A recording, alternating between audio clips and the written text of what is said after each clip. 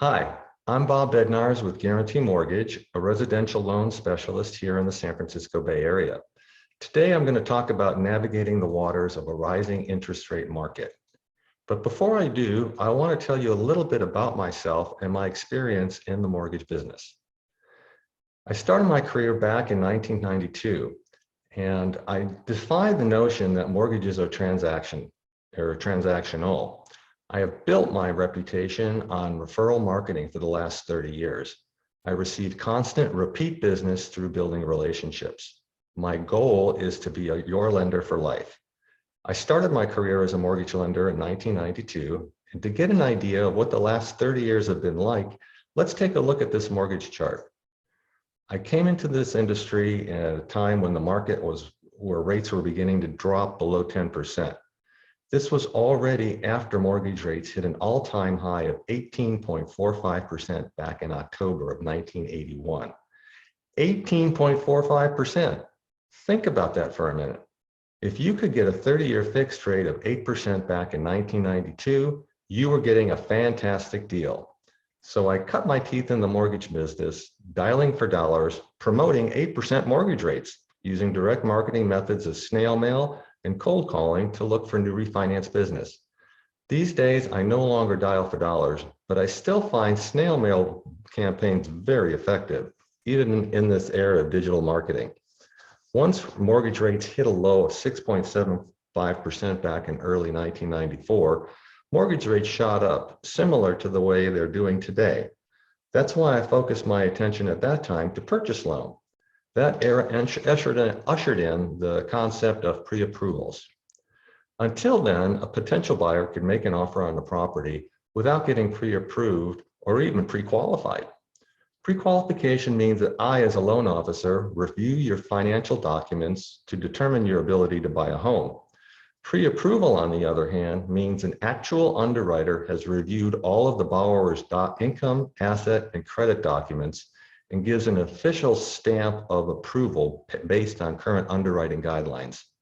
The only item missing for full loan commitment is approving the actual property itself. And this is determined by getting a property appraisal. Now, realtors understand the value of having a potential buyer getting pre-approved by an underwriter. Their time and effort is more efficiently focused on getting an accepted offer when they know their buyer is fully vetted by the underwriting process. This pre-approval process has become so successful that it is almost impossible for a buyer to make an offer these days without first getting pre-approved from a lender like me. So back to my personal loan history back in 1994. That is when I began to make relationships with realtors, who are the most important sources of referral business for me. I developed and continue to develop relationship teams with realtors where we can ensure smooth and efficient transactions with our buyer clients. I also developed builder relationships in the late 1990s. I sat in sales offices of many new home developments as an in-house loan officer. That is where I honed my skills as a construction lender. I still offer competitively priced construction loans for folks who prefer to buy land and start building from scratch. I'm personally experiencing the thrills of that process with the construction of this new second home that we are building in New Mexico. But getting back to my personal loan history, I bought my first home in San Francisco in the early 2000s. If you look at this next chart, you can see the steady decline of mortgage rates since then. During this time, I was able to refinance my home as rates declined. I also had the benefit of repeat business from my borrowers when I refinanced many of the same ones over and over and over again, as the 30-year fixed rates continued to drop to an all-time low of 2.68% last year. At the same time, I had the opportunity to finance more purchase loans, especially for my repeat clients who sold and bought new homes, bought second homes like me, or expanded on wealth building campaigns of buying investment properties to increase their real estate portfolios. That is how I built my reputation as your lender for life. But what about now? As you can see on the far right of this next chart, rates have shot up over a full percentage point from 2.68% to 3.85% in just a few short months. Inflation is having its effect on mortgage rates. Given that rates were only recently under 3%, expecting that rates will eclipse 4% can be jarring. But rates around 4% are still pretty good if you look at the long term. They were well above 4% as recently as 2018 and 2019, as you can see in the middle of this chart. If inflation persists, should we worry that rates can shoot back up to 18.45% in a worst case scenario doom and gloom forecast? I doubt it. Before the 2008 crash, a good rate was still above 5%. Let's look again at this chart. Current mortgage rates are still very good from a long-term view, even if they're breaking through that psychological barrier of 4%. So what do the latest rates mean for home buyers? Getting a mortgage these days can be confusing for buyers, but there are ways to keep it simple and straightforward. I would caution buyers against worrying too much about all the moves reported in rate averages and in the news. Instead, focus on getting a rate that works for you and that you're comfortable with. Don't try to time the market to get the best rate you think you can get. If you think you're going to get a rate that you like, lock it, because it's probably going to change in 20 minutes. I work closely with buyers to make sure they know what they're getting, what they're qualified for, and how rate changes will affect them. It's important to understand that you can't control the market. It's way too volatile. You may also want to be wary if you're pre-approved for the maximum amount, because rate changes are happening quickly, and that could lead to big swings in what you're approved for. For example, you could be approved on Thursday and declined on Friday because the rate moved 1/8 of a percentage point. I strongly suggest to not get pre-approved for a maximum loan amount. Give yourself enough wiggle room to adapt to the changes in a rising interest rate market.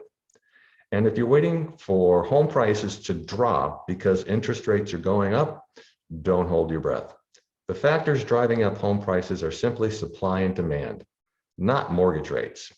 And neither supply nor demand are going to change quickly. Unless we suddenly have a huge supply of housing, home prices are going to keep going up. And what do the latest rate moves mean for existing homeowners? Well, experts have been saying that rising interest rates have cut down on the number of homeowners who can save money by refinancing at a lower rate. Whether or not it makes sense in this market depends entirely on your personal financial situation. Generally, if you can refinance at a rate at least 0.75% lower than your existing rate, it makes sense. If you can lower your rate regardless of what's going on in the market, and it's going to save you money, cool. Another option is a cash out refinance loan, which is based less on lowering your interest rate and instead allows you to tap into some of the equity in your home, like the equity from those rising home prices. This would be able to give you an opportunity to take cash out for another purpose. That might be for a major home improvement, which can further boost the equity in your home, or it can be for debt consolidation. Debt consolidation is typically a good reason to refinance, especially because interest rates will affect not just mortgage rates, but all consumer debt, including credit cards. If you're considering a cash out refinance to take out a relatively small amount of money, however, I recommend taking a close look at whether it's worth doing so if you're raising the interest rate on the rest of your mortgage. Typically, if you've got, let's say, a $500,000 mortgage now, and if you want to do a cash out refinance to take out an extra small amount of $10,000, crunch the numbers to see if it'll cost you more in the long run. Make sure you're doing the math. That's where I come in and I can help. So in conclusion, expect mortgage rates to continue to rise through 2022 and 2023.